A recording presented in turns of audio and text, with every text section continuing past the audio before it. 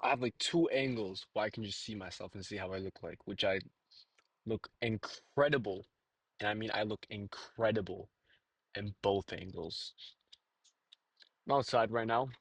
Weather feels very nice, right? And most people, they don't really enjoy going outside. I enjoy it. I tend to be a homebody. However, I will take my chances at enjoying being outside as well. I hate how loose my collar is right now. Holy fuck.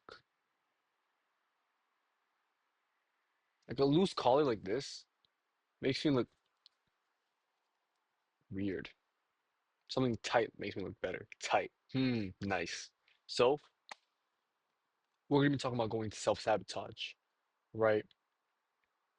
A lot of people they have this bad instinct where right before they win, right before life starts feeling good, they somehow manage to mess it up. Now, the basic science behind that is just it's never really at the beginning. It's never when things are bad, but it's right in the middle. I'm gonna look in the camera for this one. I start looking in the camera. What? Oh my God. Oh my God. My fucking cat just vomited all over my carpet.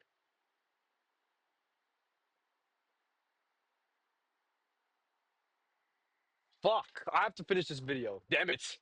So, she's still looking at me. She's still looking at me.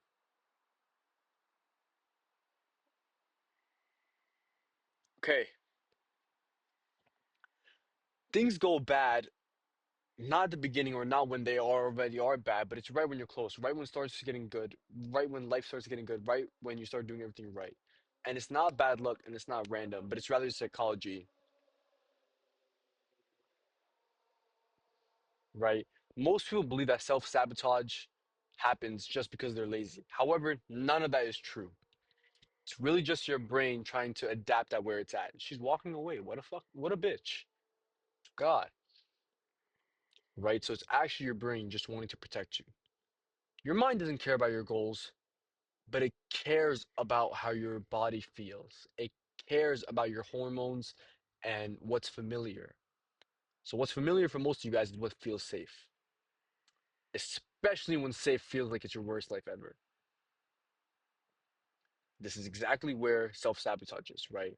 It's not you trying to ruin things on purpose. It's not you saying, I'm gonna look at like one, two, one, two, one, two, because I want to admire myself, right?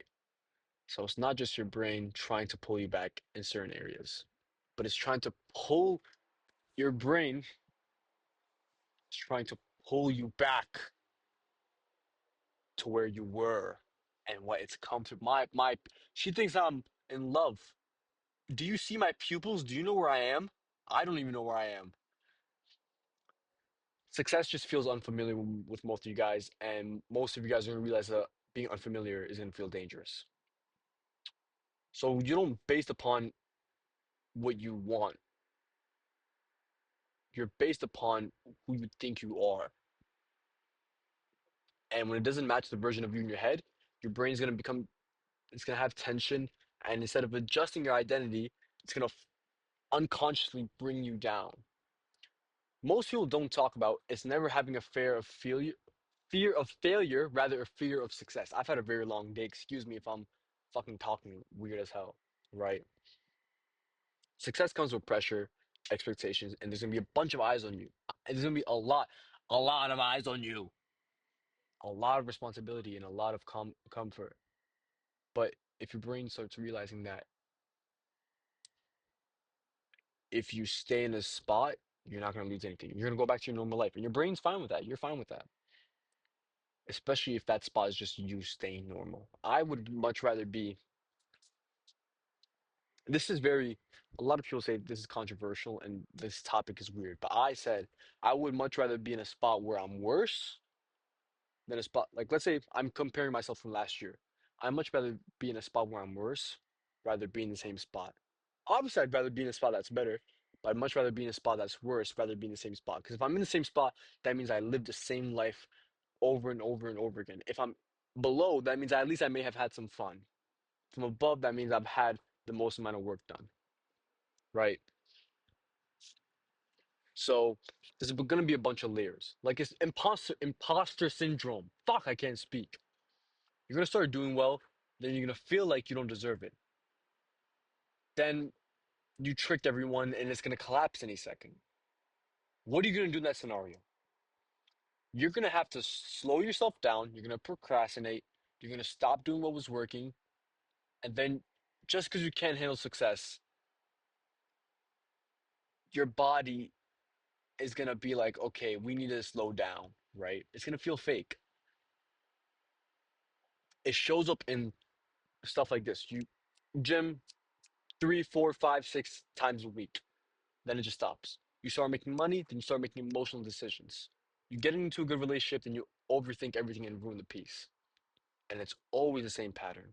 It's always going to be the same pattern where you start, improve, you're going to self sabotage, and you're going to reset. However, there's a turning point, turning point, turning point. Self sabotage is not proof that you're weak, but I would rather say it's proof that you're changing. Your old identity is fighting to stay alive because it doesn't want to be who you are. It doesn't want to be the new version of you, right? Like my So, how do you break it? You got to catch it in real time at first. You need to start realizing why does it when I look to the right, I'm just realizing it doesn't look like I'm looking at the camera as much as when I'm looking at no. Okay, I'm losing my mind. So, when you catch yourself slipping, you're gonna stop. Don't ask, why am I lazy? Ask, am I tired or am I uncomfortable with my progress? And you need to stop saying, I'm trying to be disciplined, but you should rather say, I'm someone who doesn't quit when things are getting good. Because you're going to lay back and be like, okay, I'll let Mr. Momentum do whatever. That's not going to help because your actions follow your identity and it's not going to be the other way around. In the 48 Laws of Power, I had this one chapter where it spoke about wars are not won from rather the ending, however the beginning. You say you want to lose weight. When you go to the grocery store, you pick up a pack of Nutella. You did not lose the ending. You lost in the beginning. Why'd you pick up a pack of Nutella? Right? And a lot of fighters, a lot of UFC fighters, they'll go like, oh, it's not how it started, it's how it finished. Yeah, that's good. You finished well. Be better if you started well, right?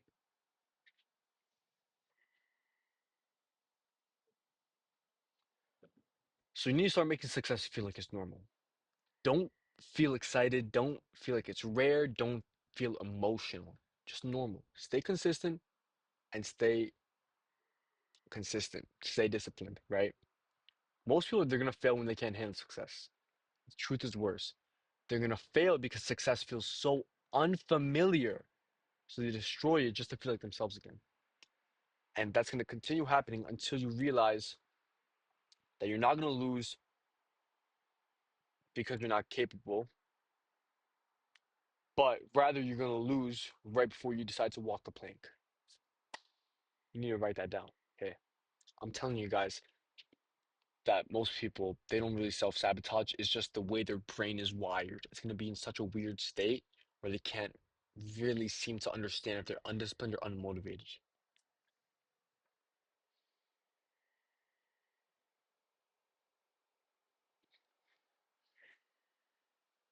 POV, you're the only trader who looks good. Insert black pill audio. Yeah, man, yeah. Okay, that's enough. Anywho, hop on the charts, kick some ass. That's all I want to talk to you guys about.